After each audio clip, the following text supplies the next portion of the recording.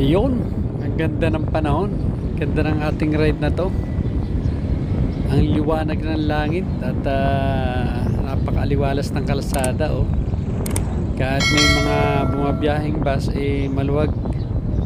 So on the way po tayo ngayon para sa ating ikakabit na hub bearing sa hulihan, pero ginawa ko na po, nagdagdag pa po ako ng dalawa para sa unahang gulong naman, kasi in case na maluwag din or kailangan palitan, meron ng ikakabit. So enjoy nyo po itong aking video na to at panoorin nyo po at para kita nyo na kung ano yung bearing na kailangan palitan at kung paano ang pagkakabit at pagkakalas. At nasa 80,000 kilometers na po ito, kaya siguro kailangan na rin magpalit ng bearing, kasi ramdam ko po kapag ako'y bumabangking So ride safe mga kagulong at palagi po tayo mag-ingat at laging i-kondisyon ang ating mga motor o ating big bike para kahit mag long ride wala tayong inaalala. Ganda ng langit, ang aliwalas, grabe. Sana laging ganito mga biyahe natin.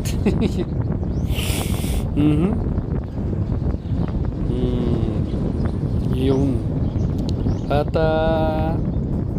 hanggang sa muli, tayo po'y palaging mag-ingat. Bye!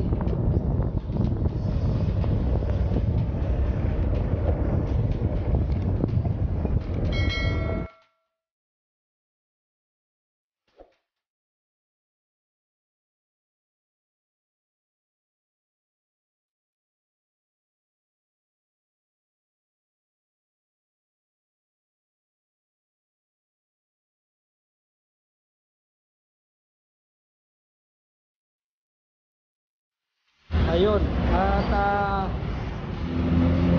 no choice po tayo, may tama na talaga yung bearing,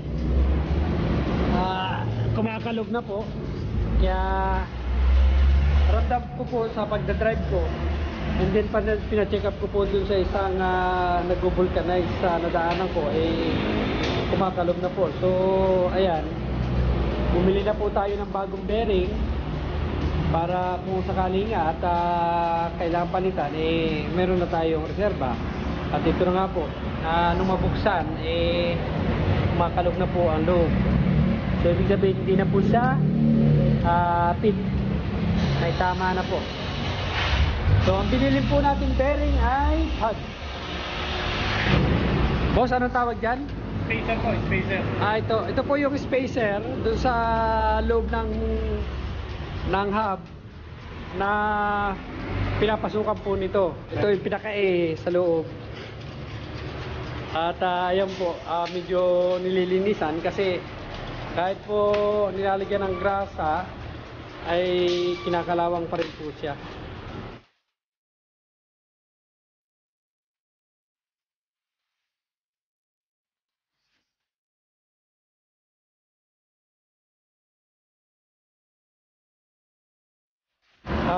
Ito po yung binili kong mga bearing, dalawang bearing sa isang gulong at yung dalawang po sa unahan, kasi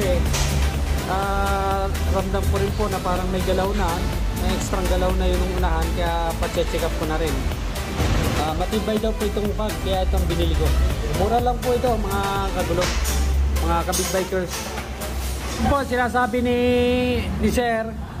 Sir Mechanic, kailangan daw po plastic, rubber po itong seal, hindi daw po metal, kasi pag metal kinakalawang, tsaka mahirap daw pong buksan.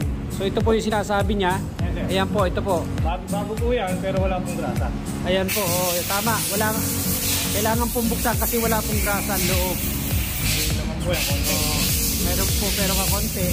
Tsaka yun nga po, ang advice po sa ating gamitin ay yung rubber kaysa doon sa metal.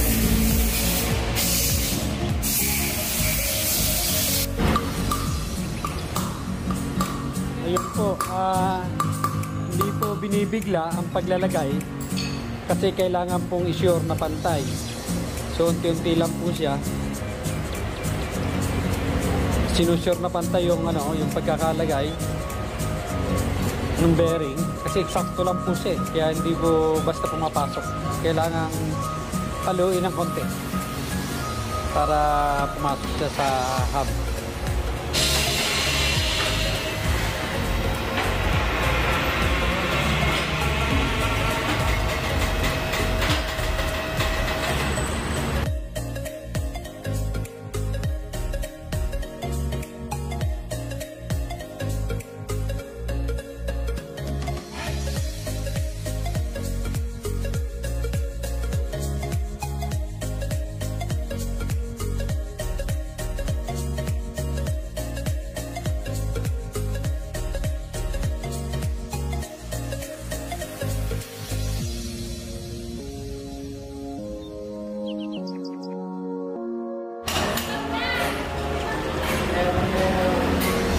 Ayun po, tunahan naman ang ginagalaw ngayon para papalitan din po ng bearing kasi random ko nga po na may konting kalog na or nagbiwigil na yung unahan ko, lalo na po kapag nalulubak.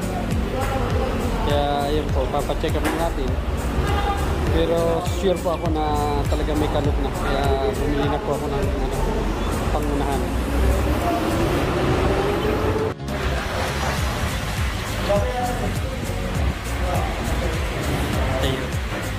Ayun po, tinanggal na po yung rubber, tapos nilalagyan na po siya ng grasa or nire-regrease po siya. Bagamat mayroon na po siya, kaya lang po dapat dagdagan para daw hindi agad maubos. So yan po, regressing ang nangyari. Tapos saka po ulit lalagyan ng rubber seal para po babalik po yung kanyang rubber seal. Ayan. So sa ngayon may idea na po kayo mga ka-big bikers. Kahit ano po namang big bike, ganyan po ang ginagawa. At ganyan din po ang bearing, halos pare-parehas lang po naman. So at least may idea na po kayo kung mayroon po kayong shop. Alam nyo na po yung gagawin. Ang nirecommend po na brand ay Pag, kasi matibay daw po ito. Base doon sa binilang ko sa bearing center, yan daw po ang binibigay nila sa kanilang kanilang mga customer.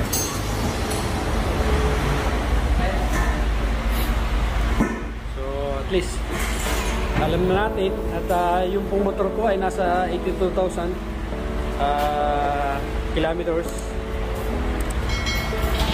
So malayo-layo na rin po ang natatakbo. Ano po nagpalit nitong mga hub bearing.